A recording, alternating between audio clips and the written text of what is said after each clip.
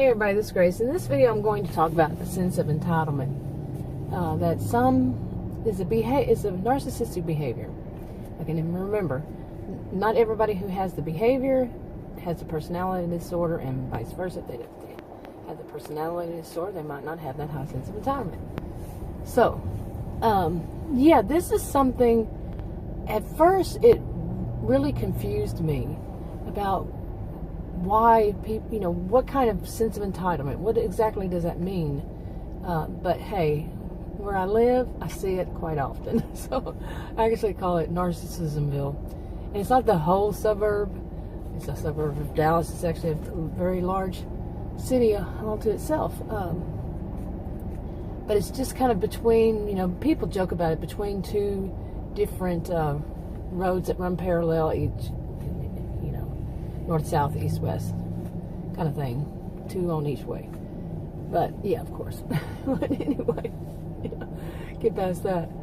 But, yeah, and you can feel it. You can see it. It's known for it. That actual suburb is known for people having a high sense of entitlement. That's exactly how it's put. It has the reputation over all others. It has that reputation, and believe me, it deserves it, that area. And the area that I have seen is actually between two suburbs connected. Okay.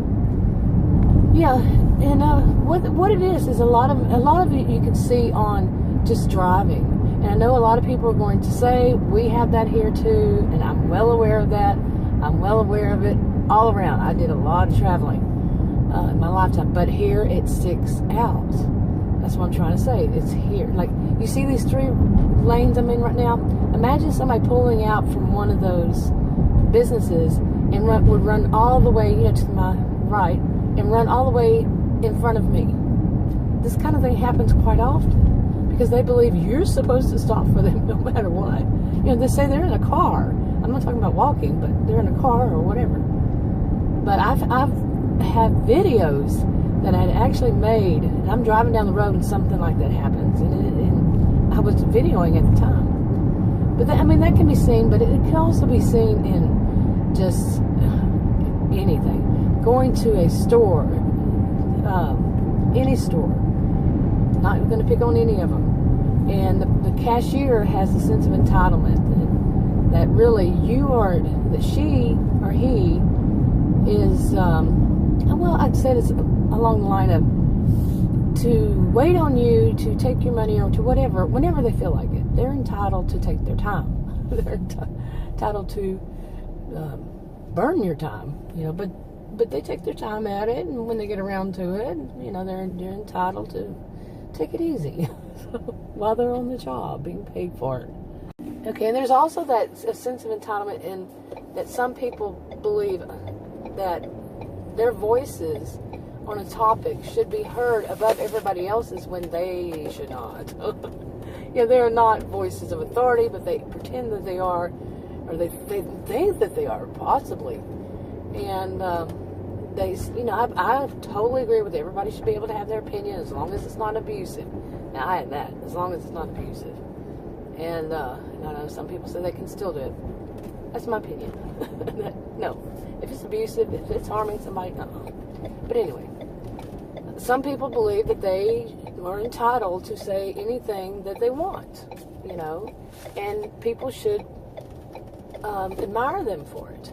Okay, now, I do know that there was a law changed last year about what people can say and what people can't say. Well, there are some things you still can't say. People think they can say whatever they want to, freedom of expression, all this.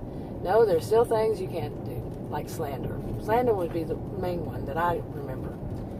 Anyway, but some people believe that they can just, harm people if they want. Yeah, but what I started off with saying about this is that they think their voices should be heard, even if what they're saying is harmful, wrong, just plain wrong.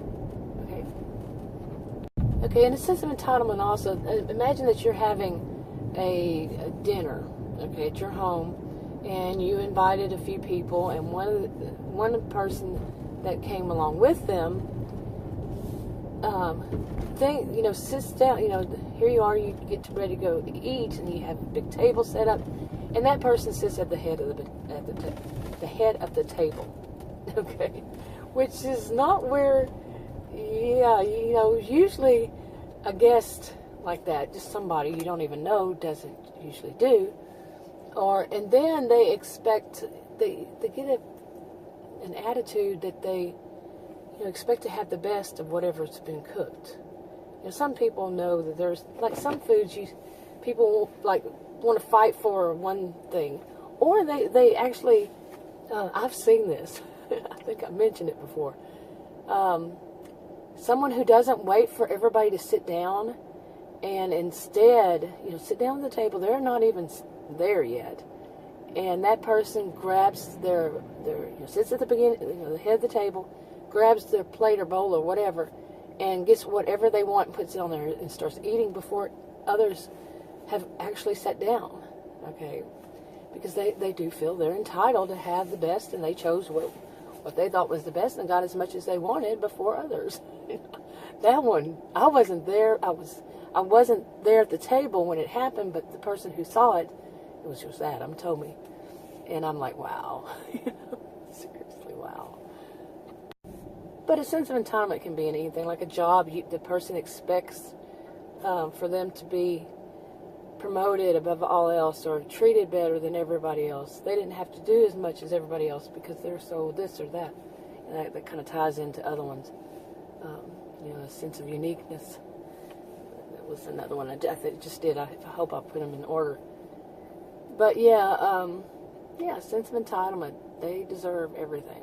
So they deserve the best. They deserve more. They expect it. It should have been automatically considered that they would have that. Anyway, I think I'll wrap this video up. It's starting to look like rain. I mean, not just look like rain, like it's about here. So if you want to subscribe to this channel, click the circle. If you want to watch another video on this channel, click one of the rectangles. Like, subscribe, and share on your own social media if you would. And I'll talk to you on another video. Bye.